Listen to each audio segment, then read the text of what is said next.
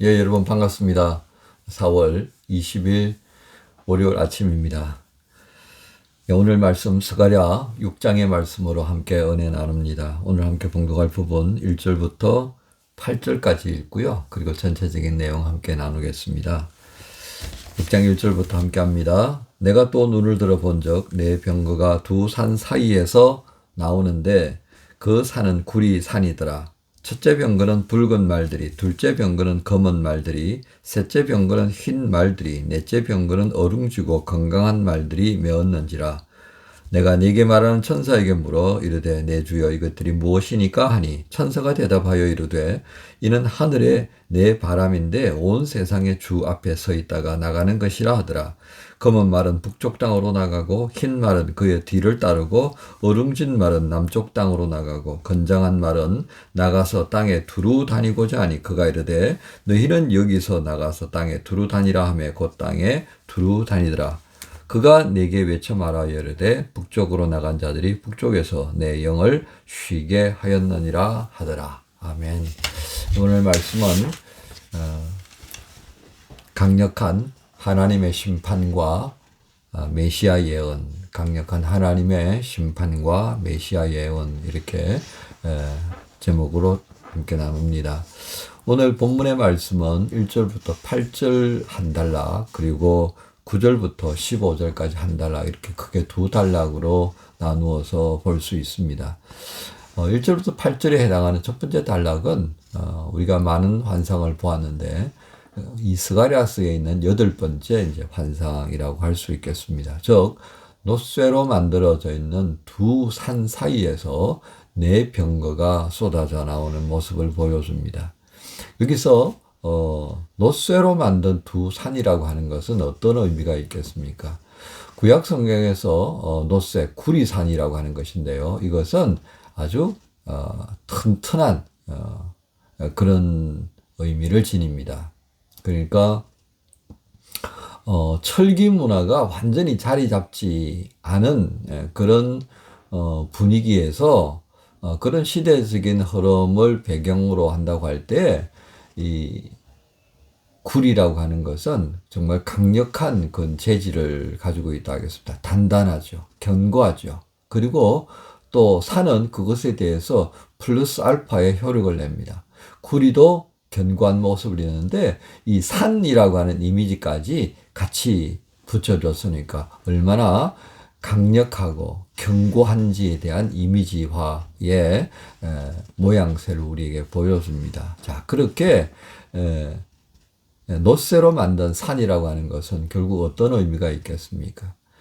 하나님의 강력한 어떤 의지, 특별히 이제 오늘 우리가 보고 있는 스가랴 5장과 6장은 성전 재건과 함께 하나님의 이제 심판에 대한 그런 강력한 모습들을 담았다라고 하겠습니다.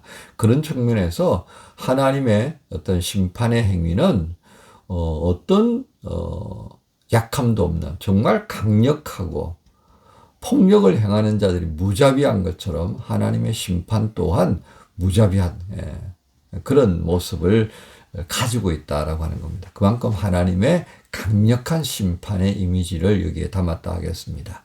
그런데 여기 이제 네 병거가 등장. 이 병거는 전투를 위한 2인승 전차입니다. 그러니까 탱크인 거죠. 탱크. 요즘으로 말하면 지상의 왕자 탱크를 얘기하는 거예요. 근데 그 네 말이 붉은 말, 검은 말, 흰 말, 아랑진 말 이렇게 되는데요.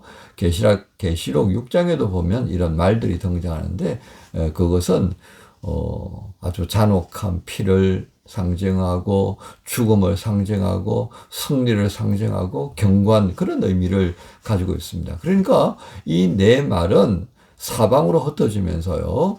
하나님의 심판에 어떤 빈틈이 없는 그리고 강력함을 드러낸다라고 할 수 있겠습니다. 그래서 이제 이 스가랴가 이 네 병거가 도대체 뭡니까? 라고 묻죠. 그죠? 그러자 이것은 하늘의 네 바람이다 라고 말합니다. 그러니까 바람은요 동서남북 사방에 다 불어오는 것이죠. 불어오고 불어가고 하는 겁니다. 그런데 오늘 여기에 있어서 이 병거를 하늘의 바람이다라고 했는데요. 문맥에 따라서는 이 바람이라고 하는 이 히브리어 단어가요, 사실은 르호드라고 사용했는데 그 원형은 루아흐입니다. 루아흐는 바람 또는 영으로 라고 하는 바람이나 영, 이 두 가지 의미를 같이 가지고 있어요. 그래서 문맥상에 어떤 문맥에서는 바람, 어떤 데서는 영, 이렇게 이제 표현할 수 있는데요. 오늘 본문이 우리가 읽었던 바가 있지만, 이 바람이 어디에서 나온다라고 표현되어 있습니까? 자, 5절에 보면 천사가 대답하여 이르되 이는 하늘의 네 바람인데 온 세상의 주 앞에 서 있다가 나가는 것이다 했습니다. 그러니까 이렇게 보면 바람보다는 오히려 영어로 번역하는 것이 더 적절하지 않는가 하는 그런 성경학자들이 있습니다. 그래서 저는 오늘 전체적인 문맥으로 봤을 때 영이라고 하는 것이 더 낫겠다라고 하는 생각이 들어요. 그래서 특별히 그 이유는 하나님 앞에 서 있었다고 그러잖아요. 하나님 앞에서 5절에 세상의 주 앞에 서 있다가 나가는 거. 그러니까 영은 보이지 않잖아요. 그런데 스가랴에게 하나님께서 이 천지를 사방을 두루 살피면서 하나님의 심판에 분명함, 강력함, 이러한 것들을 형상화시켜서 보게 하는 것에 의도가 있었습니다. 그런 측면에서 바람은 우리가 사도행전 2장에 오순절 날에 성령이 임할 때 바람이라고 하는 형체보다는 소리로 표현해요. 바람과 같은 소리가 있고 불의 혀같이 갈라지는, 이게 형상화되어졌는데요. 그렇게 보면 여러분 바람보다는 영어로 표현하는 게 훨씬 더 낫지 않겠나 생각이 듭니다. 이제 그렇게 보면 물론 이제 세번역 성경에서는 영어로 번역을 했고요. 독일어 루터 성경에서는 빈트, 바람이라고 표현했습니다. 그러니까 여러분들이 제가 설명했던 이 의도를 잘 이해하시면 바람이 됐든 영이 됐든 적절하게 이제 소화를 해낼 수 있겠습니다. 분명한 것은 이 하나님 앞에서 나왔다는 겁니다. 하나님 앞에 있다가 하나님의 의도성을 담고 부르고 그렇게 나타난 것이고요. 그걸 스가랴가 네 병거, 네레의 병거로 보았다라고 하는 것입니다. 그러니까 결국 이 북쪽으로 나간 말들이, 말이 북쪽 땅에서 내 마음을 시원하게 했다는 것은 무엇이겠습니까? 그런 하나님의 의도, 심판의 강력한 의지를 담아서 보내짐을 받은 이 바람과 같은 존재가 그 하나님의 뜻을 잘 헤아리고 잘 성취했다라고 하는 뜻으로 보면 되겠습니다. 특히 북쪽은 어떤 의미가 있겠습니까? 이스라엘을, 유다를 억압했던 그런 도구들이었잖아요. 그죠? 그런 부분들이 이제 성전 재건과 함께 하나님께서 그들의 문제점들을 지적하고 징계하는 것에 대해서 다 성취가 되어졌다라고 하는 것으로 우리가 볼 수 있겠습니다. 자, 바로 이렇게 1절부터 8절 이르는 하나님의 강력한 심판, 그것이 어떻게 이루어지도록 하시는가를 보았다면, 두 번째 9절부터 15절은 면류관을 쓴 여호수아를 보여줍니다. 우리는 앞서 대제사장 여호수아와 총독 스룹바벨을 통하여서 성전 재건을 이루어 나가고요. 그리고 이들의 모습은 장차 그리스도 예수 안에서 하나로 통합되어지는 모습을 보인다고 미리 말씀을 드렸습니다. 자, 그런데 오늘 그것들을 더 견고하게 보여주는 말씀들이 하나 등장합니다. 그게 뭐냐니까, 자, 이 요수아에게 씌울 관을 준비하도록 그렇게 이제 하나님께서 말씀합니다. 그런데 9절부터 되는 건 이건 환상이 아니고요. 스가랴가 들을 수 있도록 하나님께서 말씀하시는 겁니다. 그러니까 1절부터 8절까지는 환상과는 다른 거예요. 그죠? 그것은 보여주시고 그것에 대한 설명의 과정을 통했지만 9절부터 이제 하나님께서 스가랴에게 말씀하시는 겁니다. 그 말씀의 핵심적인 내용이 대제사장 요수아에게 관을 씌우기 위해서 그 필요한 것들을 몇몇 사람들에게 달라라고 요청을 하게 하고요. 이제 그런 과정을 우리가 설명해 주는데요. 자, 12절 한번 볼까요? 여호와께서 이같이 말씀하시되 보라, 싹이라 이름하는 사람이 자기 곳에서 돋아나서 여호와의 전을 건축하리라.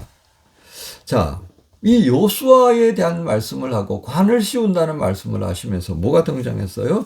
예, 싹이라고 이름하는 사람이 등장할 거다. 그가 여호와의 전을 건축하게 될 거다라고 했는데요. 자, 이 싹이라고 하는 것을 한번 생각해 보세요. 싹이라고 이름하는 사람. 싹은 뭐예요? 싹은 도처에 나타납니다. 그런데 자, 싹은 어디? 땅이라는 것에 지정되어져 있는 것을 우리가 보게 되고요. 자, 그 다음에 또 싹은 사람의 눈을 끌어요, 안 끌어요? 끌기는 끌어요. 봄에 여러분 산책을 하다가 싹이 오는 거 보면 야, 봄이구나 하고 알잖아요. 그런데 그 싹이 와, 놀라워, 와, 신기해, 오, 이런 게 다 있구나 이렇게 보지는 않죠, 그죠? 그렇습니다. 예수님께서 오실 때 땅에서 나셨잖아요.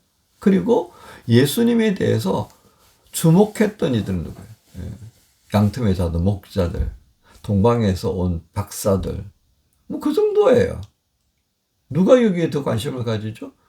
헤롯은 자기 욕심 때문에 찾았던 거예요. 혹시라도 왕이 나타나서 반역을 일으켜가지고 이 헤롯 왕가가 문 닫을 거 아닌가 이런 거잖아요. 진짜 관심은 아니었죠. 그러니까 이 싹이라고 하는 표현을 통하여서 우리는 이 메시아의 오심에 대한 아주 특별한 표현 중에 하나라는 것을 짐작하게 되는데요. 예수님께서 우리에게 오신 메시아라고 하는 것을 우리는 아는데 그 오신 메시아에 대해서 관심을 가진 이가 얼마나 됩니까? 하지만 분명한 것은 그 싹이신 예수 그리스도 메시아를 통하여서 어떤 일이 일어날 거라고 말씀합니까? 여호와의 전을 건축하게 될 거다 그랬습니다. 여기서 여호와의 전은 결국 무엇입니까? 예수께서 십자가로 인하여서 짓게 된 그리스도의 몸으로 만드신 하나님의 교회, 그리고 그리스도의 그 몸을 통하여서 은혜, 구원을 경험했던 제자들에 의하여서 세워진 지역교회, 이 두 가지를 함께 말씀한다라고 하겠습니다. 여러분, 성전을 재건하게 하시려는 하나님의 의도를 우리는 여기서 보게 됩니다.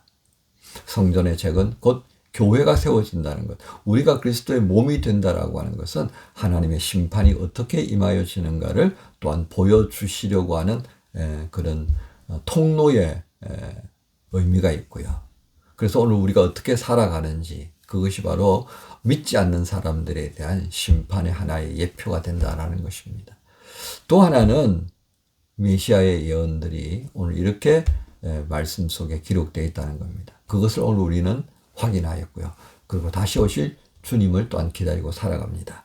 부활절 지나고 이제 두 번째 주일을 보내면서 맞이한 월요일입니다. 다시금 하나님 말씀 앞에서 우리에게 어떤 은혜를 주시려고 하는지 깊이 묵상하시면서 하나님의 그 눈길 속에 우리가 어떤 자리에 있는지 복을 누리게 하시는 하나님의 자녀로 살게 하시려고 말씀하셨고요. 그 심판의 두려운 부분들이 우리에게도 펼쳐질 수 있음을 또한 보게 하십니다. 오늘 이 말씀을 통하여서 월요일 우리가 감사함으로 또 모든 것을 살피시고 이루어 나가신 하나님과 함께 동행하는 복된 월요일 되시기를 예수 이름으로 축복합니다. 주님 감사합니다. 오늘도 주께서 우리에게 허락하신 말씀의 은혜 안에 세워주시니 감사합니다. 이 말씀 하나하나가 주 안에서 이루어지고 있음을 또한 마음에 감사하며 이 말씀을 붙들고 오늘도 승리하는 월요일 되게 하여 주옵소서. 예수님 이름으로 기도합니다. 아멘.